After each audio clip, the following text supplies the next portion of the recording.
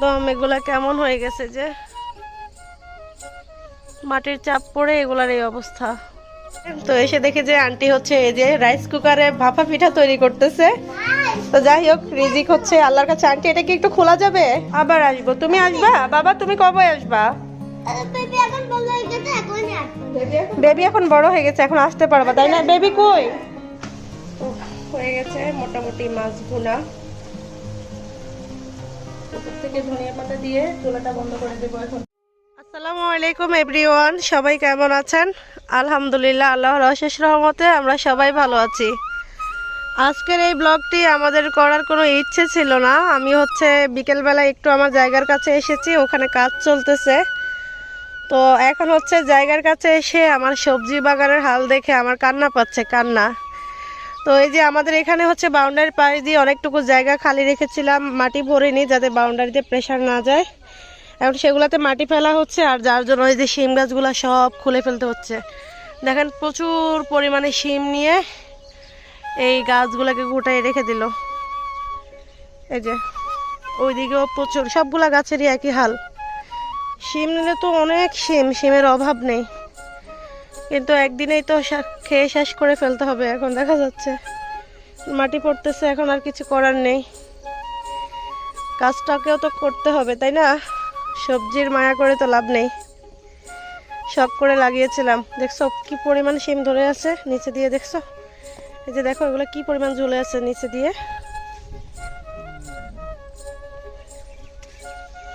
প্রচুর পরিমাণে শিম ঝুলে আছে, কিন্তু কিছু করার নেই। সব কিছু সহ এখন এগুলাকে সব ছেড়ে ফেলতে হবে। যে নিচে অনেক শিম ঝুলে আছে, উপরে নিয়েছে সব দিকে। নে এখন আর জায়গা বাড়তি পাইছে লাভ নাই, নে নে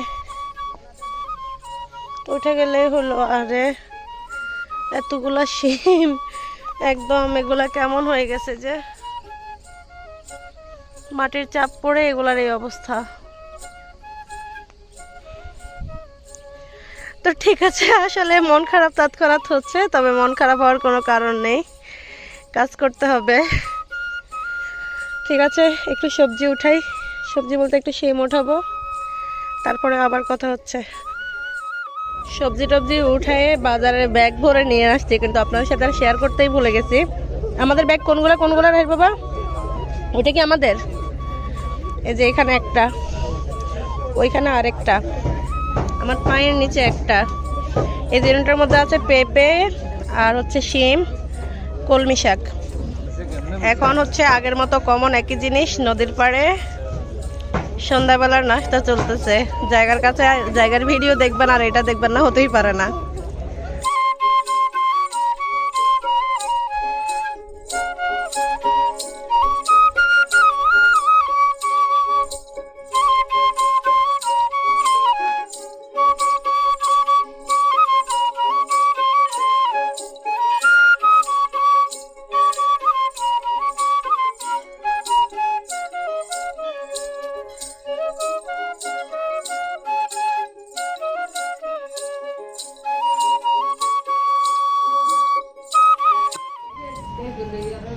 বাবা চাচু চলে যাচ্ছে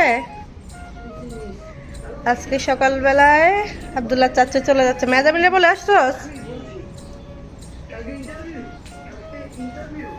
যাও চাচুকে আল্লাহ হাফেজ দাও।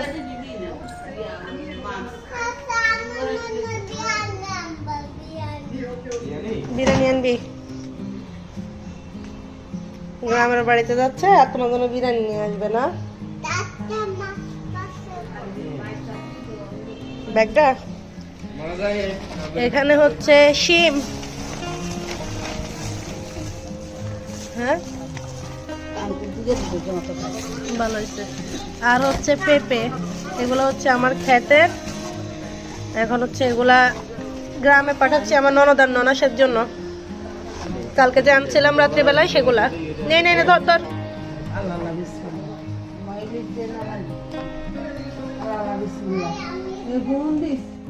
আজকে বিকেল বেলায় আমরা সবাই বেড়াতে আসছি এক জায়গায়। আমার এক আন্টির বাসায় বেড়াতে আসছি। অনেক বছরের পুরানো সম্পর্ক, প্রায় 5-7 বছরের হবে, 5 বছরের পুরানো সম্পর্ক। তো আজকে মূলত আমরা যে সবজিগুলো গতকালকে এনেছিলাম সেই সবজি নিয়ে এসেছি আন্টির বাসায়। তো এসে দেখি যে আন্টি হচ্ছে এই যে রাইস কুকারে ভাপা পিঠা তৈরি করতেছে। তো যাই হোক, রিজিক হচ্ছে আল্লাহর কাছে। আন্টি এটা কি একটু খোলা যাবে? হ্যাঁ। তো আমরা কি করছি, এরকম একটা বড় আস্ত ভাপা পিঠা খেয়ে ফেলছি এক বসাতেই। খাওয়ার সময় হচ্ছে আমি আর ভিডিও করতে ভুলে গেছি। এই যে এরকম খুব সুন্দর করে একটা ভাপা পিঠা তৈরি করে ফেলছে রিজিকের মালিক আল্লাহ। এসে ভাপা পিঠা খেয়ে ফেলছি আন্টিদেরও আগে, এসে দেখি যে পিঠা বানাচ্ছে। তো খাইছি প্লাস নিয়ে যাচ্ছি। দেখেন এখানে হচ্ছে আপনাদের ভাইয়ার জন্য আন্টি দিয়ে দিছে। তো আমি আসছি আব্দুল্লাহ মেহজাবিন আর আব্দুল্লাহ দাদু। বাসায় যেতে হবে। আম্মু তোমার সোয়েটার নাও, মা ওঠেন। এখন বাসায় যাব, বাসায় গিয়ে দেখি আজকে আরো এক জায়গায় যাওয়ার প্ল্যানিং আছে। আর কোথায় যাব যাওয়ার সময় বলছি। চলো চলো যাই, চলো যাই। হ্যাঁ পড়ো। এখন যাচ্ছি শাম্মীদের বাসায়। সেদিন যে আমার বাসায় আসছিল, বললাম যে আমার প্রতিবেশী, আমার এখন বোন। তো এখন হচ্ছে ওদের বাসায় যাচ্ছি, তার জন্য ওই যে সবজি, পেঁপে, শিম আমার গাছে। তুমি আগে বেল্ট লাগাও, লাগানোর পরে নুপুরটা উপরের দিকে উঠে পেলো। তো এখন হচ্ছে ওখানে যাব। এক বাসা থেকে বেরিয়ে এসে হচ্ছে আরেক বাসায় যাচ্ছি। এমনি সারা বছর কারো বাসায় যাই না, আজকে একসাথে দুই বাসায় যাওয়া হচ্ছে। আমরা চলে আসছি এখন শাম্মীর বাসাতেও। আর আসার প্রায় 1 ঘন্টা পরে এখন ভিডিও নিচ্ছি না, আসার পরে প্রথম মতো ভুলে যাই। তো এখন হচ্ছে সবাই নাস্তা করব, না বলে আসছি, তারপরও নাস্তার আয়োজন করে ফেলছে। হ্যাঁ, কি করছি? কিছুই করিনি। না তুমি কিছুই করো না কখনো। নেন নেন একটু নেন মা। আন্টি আসছে, একটু মিষ্টি মুখ করবো না? মিষ্টি মুখ যে করা সে করে ফেলছে, সে সব চেয়ে চেয়ে খাচ্ছে। হ্যাঁ, আন্টির বাসায় আসলে তো খাবেই। হ্যাঁ হ্যাঁ, রুটি দিয়ে ঝোল। আর কি খাবা? আর কিছু আছে? এবার ভাত দিয়েও ঝোল দিয়ে খাবা? আচ্ছা, কত খাবা আমি জানি। ভাতে চিকেন দিয়ে খাবা? আচ্ছা আচ্ছা, খেও। তো একদিন আন্টির বাসায় চলে আসতে থাকো, আন্টি ভালো করে নিয়ে আসো। আমি রান্না করি। হ্যাঁ হ্যাঁ, আচ্ছা রান্না করতেছি আমি এখন। হ্যাঁ রান্না করবে। নিয়ে থাকো। ওরে আল্লাহ, অনেক যে কত চিকেন দিয়ে ভাত খায়, সেজন্যই তো আজকে পেঁপে মাখায়ে, পেঁপে দিয়ে ঝোল দিয়ে মাখায় দরজা আটকায় খাওয়াইছি। সে মুখেই বলবে। ও কি করে জানো, দুপুরবেলা হলে যখন ওকে ভাত খাওয়াই না, আমি কালকে মেহজাবিনের জন্য ভাত নিছি, ভাতটা দেখে ও গিয়ে ওর বাবাকে বলতেছে, বাবা আমার ঘুম পাচ্ছে, আমি ঘুমাই। খাটে গিয়ে একা একা শুয়ে চোখ বন্ধ করে শুয়ে আছে, ভাবতেছে আপুরিয়া ভাত দিচ্ছে, এখন আমার ভাত আসতেছে, সে খাবে এখন ঝোল দিয়ে ভাত। আল্লাহ আল্লাহ, ওরকম বলেই। ওকে, নেন নেন নেন, একটু নেন। তুমি নাও। আমি একটু আমার মিকাত বুড়োকে দেখাই, ছোট্ট বাবাইটাকে দেখাই, স্পেশাল মানুষটাকে দেখাই। বাবা বাবা, আমার দেখলেই কান্না শুরু হয়ে যায়। মাশাল্লাহ সবাই, মাশাল্লাহ। সে আমার দেখে কান্না শুরু করে দেয়, বুঝছেন ভাই? কত রকম, এই যে দেখছেন শুরু হয়ে গেছে। বাবা এটা কে হয়? তোমার ভাইয়া হয়? ছাড় দিবা? ওরে বাবা ছাড় দিবা। বলো যে আবার আসেন আমাদের বাসায়। আবার আসবো। তুমি আসবা? বাবা তুমি কবে আসবা? বেবি এখন বড় হয়ে গেছে, এখন আসতে পারবা তাই না? বেবি কই? বেবি কই? আমরা তো চলে যাচ্ছি, বেবিকে দেখে যাব না? ভাইয়া ওকে কি শোয়াইছেন? একটু দেখাবো ঘুমে? ঘুমে বেশিক্ষণ দেখাবো না। আসি বাবা, শোন না বাবা, আসি। আমার দেখলে শুধু কান্না করে। চলো চলো স্বামী, আসি। কষ্ট হচ্ছে, আমার অনেক কষ্ট হচ্ছে। এইটুকু সময় কি মন ভালো নাকি? একদিন সকাল সকাল চলে এসে। আম্মু লিফট কল দিছ? আম্মু আসি, দিচ্ছি। আম্মু দাঁড়াও, চলো চলো চলো।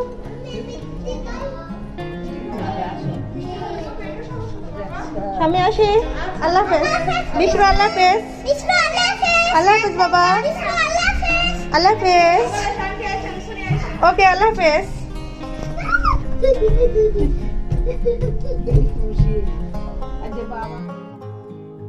এখন হচ্ছে বাটা মাছ ভুনা করব। এই বাটা মাছগুলো একজন ভাইয়া উপহার পাঠিয়েছিলেন, তো আপনাদের ভাইয়ার ফ্রেন্ড আর কি। তো বাটা মাছগুলোকে হচ্ছে কেটে নিয়েছি, কেটে নিয়ে হচ্ছে এখন ধুয়ে নেওয়া হয়েছে। এখন হচ্ছে একটু হলুদ আর লবণ মাখিয়ে এগুলাকে সুন্দর করে তেলে ভেজে নেব। সুন্দর করে ধুয়ে নেওয়া হয়েছে লবণ দিয়ে, যাতে আষ্টে গন্ধ যেটা আছে সেটা যেন চলে যায়। এখন পরিমাণ মতো লবণ আর হলুদ দিয়ে এগুলাকে তেলে ভেজে ফেলবো।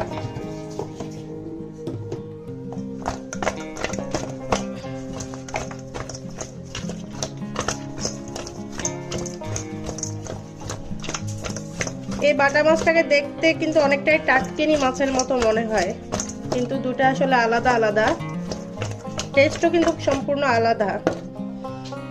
এই যে হলুদ লবণ মাখানো শেষ, এখন চলে যাব তেলে ভাজতে। এই যে আমার মাছগুলো কিন্তু তেলে ভাজা হয়ে গেছে। এখন আমি এগুলাকে তেল থেকে উঠিয়ে নেব, উঠিয়ে সরাসরি ভুনা করার মশলার প্রিপারেশন করে ফেলবো। এখন দিয়ে দিচ্ছি পেঁয়াজ কুচি। যেহেতু মাছগুলো ভুনা করব সেহেতু পেঁয়াজটা একটু কিন্তু বেশিই লাগবে।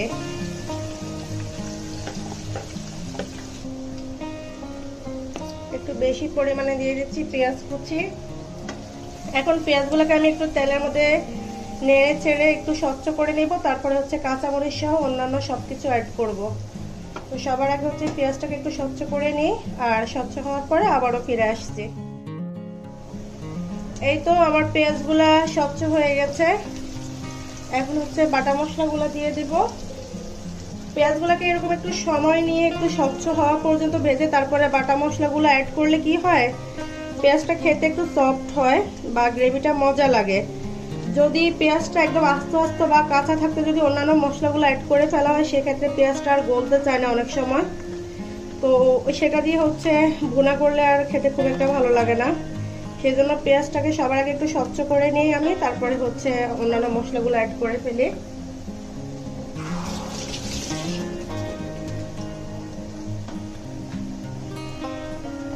আমি একটু আদা বাটা আর হচ্ছে একটু রসুন বাটা দিয়ে দিয়েছি, আর এখন হচ্ছে একটু জিরা বাটা দিয়ে দিব। আর সবকিছুকে একসাথে ভালো করে নেড়ে চেড়ে একটু ভেজে নেব, কিছুক্ষণের জন্য একটু ভেজে নেব সবগুলো বাটা মশলাকে একসাথে। এখন হচ্ছে হলুদ দিয়ে দিব আর স্বাদ মতো লবণ দিয়ে দিব।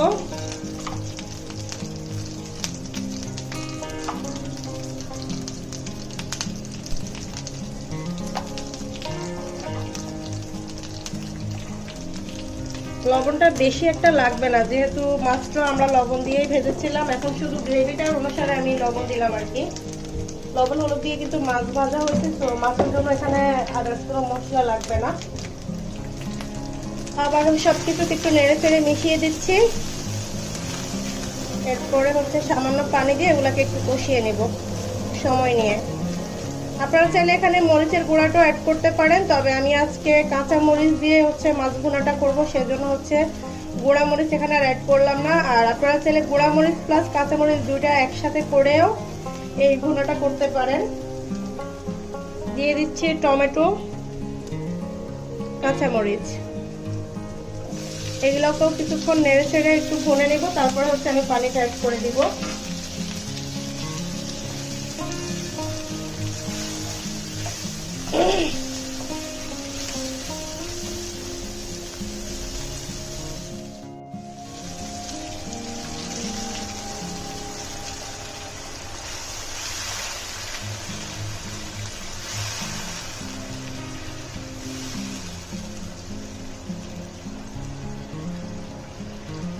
সবগুলো মশলা এখন একসাথে একটু সুন্দর করে কষানো হোক।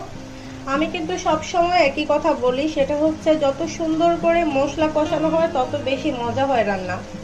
তো অনেকে মনে করে অনেক পরিমাণে মশলা দিয়ে দিলে হয়তো বা রান্না মজা হয়, সেরকম না।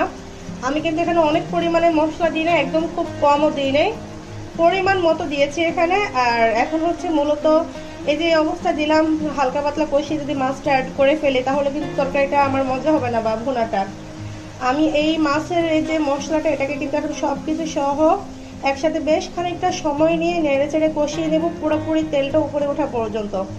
আর সেই গ্রেভিটা দিয়ে যদি আমি মাছটা ভুনা করি তাহলে কিন্তু খেতে অনেক বেশি মজা হবে। তো আপনারা ফলো করবেন, মশলার পরিমাণ যতটাই দেন না কেন, কম দেন বা বেশি দেন, সবার আগে মশলাকে সুন্দরভাবে কষাতে হবে প্রপারলি, তাহলে অবশ্যই রান্নাটা মজা হবে। তো এই তো মশলাটা সুন্দর করে কষানো হয়ে গেছে, দেখতেই পাচ্ছেন তেল থেকে কিন্তু মশলাটা অনেকটাই আলাদা হয়ে যাচ্ছে, তেল ছেড়ে দিচ্ছে। তো আমার মশলাটা প্রপারলি কষানো শেষ। এখন হচ্ছে আমি সামান্য পরিমাণে একটু পানি অ্যাড করে দিচ্ছি। তারপরে হচ্ছে আমি এখানে মাছগুলো দিয়ে দিব, যাতে মাছের ভিতরে একটু মশলা ঢুকতে পারে বা এই মশলাগুলো স্বাদটা ঢুকতে পারে। বেশি কিন্তু পানি দিব না, কারণ মাছটা কিন্তু ভাজতে ভাজতে সেদ্ধ করা হয়ে গেছে। এখন মাছগুলোকে দিয়ে হালকা নেড়ে চেড়ে নামিয়ে ফেলবো, বা ঝোলটা শুকিয়ে গেলে নামিয়ে ফেলবো। আমি আজকে একটু শুকনো টাইপের ভুনা করব, খুব একটা বেশি একটা মাখো মাখো রাখবো না এই মাছটা।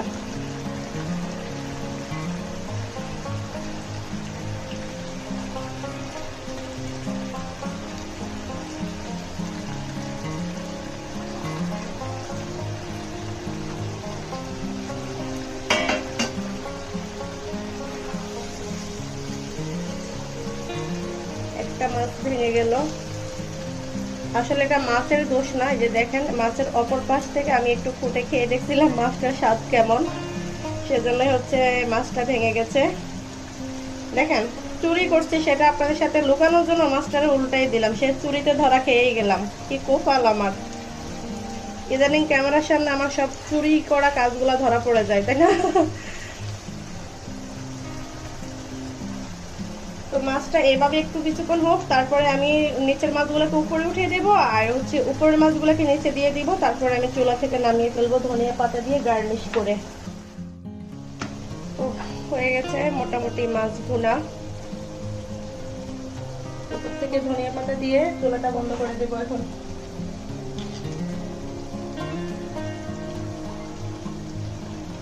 এই যে দেখেন ধনিয়া পাতা দিছি, স্বাদ এতক্ষণ যা ছিল এখনই তার ডাবল হয়ে যাবে। আর মাঝখান দিয়ে আমি ক্রেডিটটা নিয়ে নেব। সবাই বলবে অনেক মজা হয়েছে, মজা করবে ধনিয়া পাতা, পুরানা কথা, আর ক্রেডিট নিব আমি যে আমি মজা করে রান্না করছি। ধনিয়া পাতা হলে এমনিতেই মজা হয়ে যায়।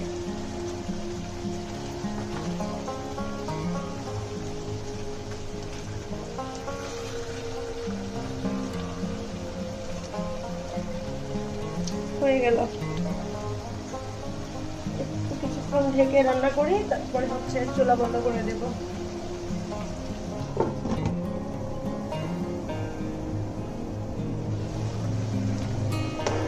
তো মাছ ভুনা তো হয়ে গেল। আজকের মতো এখানেই বিদায় নিয়ে নিচ্ছি। সবাই ভালো থাকবেন, আমাদের জন্য দোয়া করবেন। নতুন আরো একটা ব্লগে সবার সাথে আবারও ইনশাল্লাহ দেখা হয়ে যাবে। সে পর্যন্ত সবাইকে আল্লাহ হাফেজ।